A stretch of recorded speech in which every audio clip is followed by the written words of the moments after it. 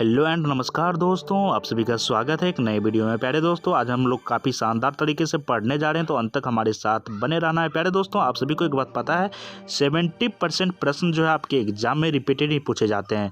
तो इसलिए आप सभी प्रीवियस ईयर के प्रश्न को बार बार देखने का काम कीजिए, तो ही आप एग्जाम में टॉप कर सकते हो। ये सबसे बड़ी मूल मंत्र है प्यारे दोस्तों आप सभी के लिए। तो आइए वीडियो को प्रारंभ करते हैं, अंत तक बने रहना हमारे साथ। प्यारे दोस्तों, आज हम लोग पढ़ने जा रहे हैं मनोविज्ञान, बोले तो psychology, chapter number 1। Chapter number 1 का नाम है विषय प्रवेश। विषय प्रवेश का ये आखिरी वीडियो है। फिर हम लोग चैप्टर नंबर 2 यानी कि तंत्रिका तंत्र पर चलने का काम करेंगे। बीए पार्ट 1 यानी कि बीए फर्स्ट ईयर वाले बच्चे वीडियो को बिल्कुल भी स्किप नहीं करना। यदि आप हमारे सभी वीडियो को बारीकी से देख लेते हो तो आप भी साइकोलॉजी जैसे सब्जेक्ट में टॉप कर सकते हो। इसमें 100% गारंटी है, ठीक है, और कतई संदेह नहीं है। तो आप हमारे सभी वीडियो को बारीकी से देख लो, जिसका लिंक आपको डिस्क्रिप्शन में मिलेगा या प्ले लिस्ट में जाके देख सकते हो। पेपर नंबर 1 है, बहुत जल्द हम लोग पेपर 2 लाने का काम करेंगे। और अभी तक चैनल पर नए हो तो सब्सक्राइब अवश्य कर लेना, ठीक है। ये जो प्रश्न आप देख रहे हो आपके एग्जाम में पिछले 5 वर्षों से लगातार पूछे जा रहे हैं और इस बार भी पूछे जाने की संभावना है। तो सीरियस हो जाओ यार। मनोविज्ञान को चेतन अनुभूति के विज्ञान के रूप में किसने परिभाषित किया? चेतन अनुभूति के विज्ञान के रूप में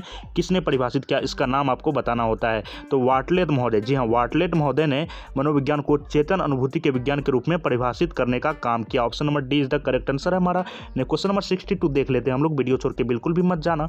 और ये प्रश्न जो आप देख रहे हो, ये प्रश्न हम प्रत्येक वीडियो में बार बार रिपीट कर ले रहे हैं, क्योंकि ये प्रश्न आपके एग्जाम में आना ही आना है, ठीक है। मनोविज्ञान प्रयोगशाला सर्वप्रथम कहाँ स्थापित की गई थी? मनोविज्ञान की जो प्रयोगशाला है वो सर्वप्रथम कहाँ पे स्थापित की गई थी? तो लिपजिंग में स्थापित की गई थी। Option number D is the correct answer हमारा। इसके बाद क्वेश्चन नंबर नेक्स्ट है हमारा प्यारे दोस्तों, कि जैसे कि कोई भी वैज्ञानिक अनुसंधान है, ठीक है, किसी वैज्ञानिक अनुसंधान का विशिष्ट लक्षण क्या होता है, कि विशिष्ट रूपरेखाएं क्या होती हैं, इसके बारे में आपको बताना होता है। तो मापन, ठीक है, मापन, ठीक है, माप, यानी कि किसी वैज्ञानिक अनुसंधान का विशिष्ट लक्षण जो है वो मापन है। Option number C is the right answer. इसके बाद क्वेश्चन नंबर 64 क्या कह रहा है? मनोविज्ञान की पहली प्रयोगशाला स्थापित कहाँ की गई थी? तो मैंने पिछले वीडियो में भी बताया था इसका आंसर, और आज के वीडियो में भी मैंने बताया था, अभी से 2 क्वेश्चन पिछले में, ठीक है।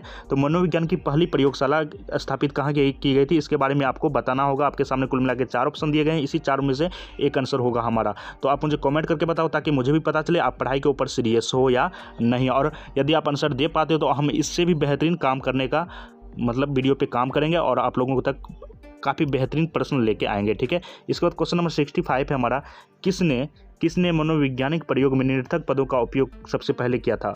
मनोवैज्ञानिक प्रयोग में, जी हाँ, मनोवैज्ञानिक प्रयोग में निरर्थक पदों का उपयोग सबसे पहले किया था, इसके बारे में आपको बताना होता है। तो ये एबिंगहॉस महोदय थे, ठीक है। एबिंगहॉस महोदय ने मनोवैज्ञानिक प्रयोग में निरर्थक पदों का उपयोग सबसे पहले किए हुए थे, ठीक है, एबिंगहॉस, ठीक है। नाम याद रखना आप सभी को, ज़्यादा कुछ याद रखने की जरूरत नहीं है।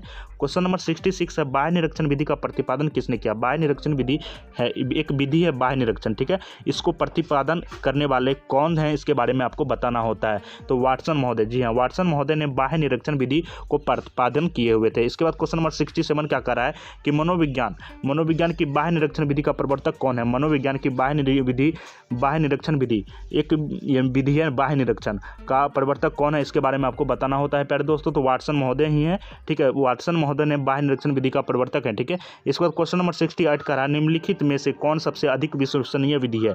किस पर हम सबसे ज़्यादा विश्वास कर सकते हैं, वो विधि का नाम आपको बताना होता है। तो मैंने पिछले वीडियो में भी बताया था, परंतु आपको यहाँ पर बताना होगा। प्रयोगात्मक, ठीक है, हम लोग प्रैक्टिकल पे ज़्यादा विश्वास करते हैं, बल्कि थियोरेटिकल पे उतना विश्वास नहीं करते। तो यहाँ सीधी सी बात है, प्रयोगात्मक, ठीक है, प्रयोगात्मक अधिक सबसे और विश्वसनीय भी है, सबसे अधिक और सबसे विश्वसनीय विधि है प्रयोगात्मक। Option number C is the correct answer. इसके बाद क्वेश्चन नंबर 69 क्या कह रहा है, प्रयोगात्मक मनोविज्ञान का संस्थापक कौन है?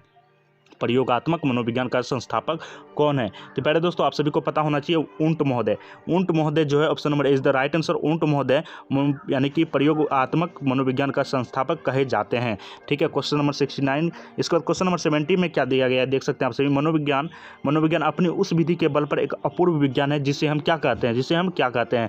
मनोविज्ञान अपनी उस विधि के बल पर क्या है, इसके बारे में आपको बताना होता है प्यारे दोस्तों। काफ़ी प्यारा सा प्रश्न है ये, ठीक है, इसके बारे में आपको बताना है। तो प्रयोगात्मक विधि, मनोविज्ञान अपनी प्रयोगात्मक विधि के बल पर एक अपूर्ण विज्ञान है। ठीक है, प्रयोगात्मक विधि के बल पर ये एक अपूर्व विज्ञान है जिसकी हम व्याख्या भी नहीं कर सकते, इतना अपूर्व है ये।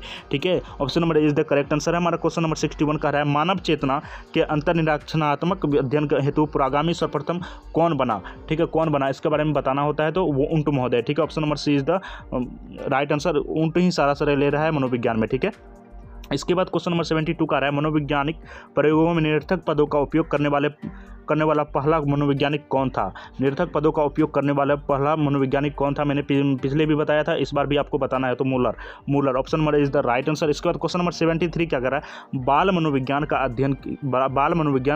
अध्ययन करता है। बाल मनोविज्ञान में क्या अध्ययन किया जाता है इसके बारे में आपको बताना होता है प्यारे दोस्तों। तो हम लोग बाल विकास के बारे में अध्ययन करते हैं। बाल मनोविज्ञान को जानने के लिए हम लोग बाल विकास का अध्ययन करते हैं। ठीक है, option number D is the right answer. इसके बाद क्वेश्चन नंबर 74 है एडवर्ड टिचेनर किसके शिष्य थे। एडवर्ड टिचेनर किसके शिष्य थे, तो इसमें आपको चूज करना होता है। तो उपयुक्त में से कोई नहीं, इनमें से किसी के शिष्य नहीं थे। तो option number D is the right answer हो जाता है। क्वेश्चन नंबर 75 देख लेते हैं और आप लोगों को अंत तक बने रहना हमारे साथ।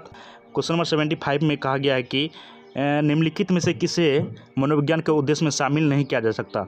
आपके सामने कुल मिला के 4 ऑप्शन दिए गए हैं, इसमें आपको मनोविज्ञान के उद्देश्य में शामिल किसे नहीं करना इसके बारे में आपको बताना होता है। तो परिमापन को हम लोग मनोविज्ञान के उद्देश्य में शामिल नहीं कर सकते। मनोविज्ञान के उद्देश्य में हम लोग परिमापन को शामिल नहीं कर सकते। Option number D is the right answer. इसके बाद प्यारे दोस्तों क्वेश्चन नंबर 76 क्या कर रहा है मनोविज्ञान को चेतन अनुभूति के विज्ञान के रूप में किसने परिभाषित किया। चेतन अनुभूति के विज्ञान के रूप में किसने परिभाषित किया, तो टिचेनर महोदय ने। Option number C is the right answer.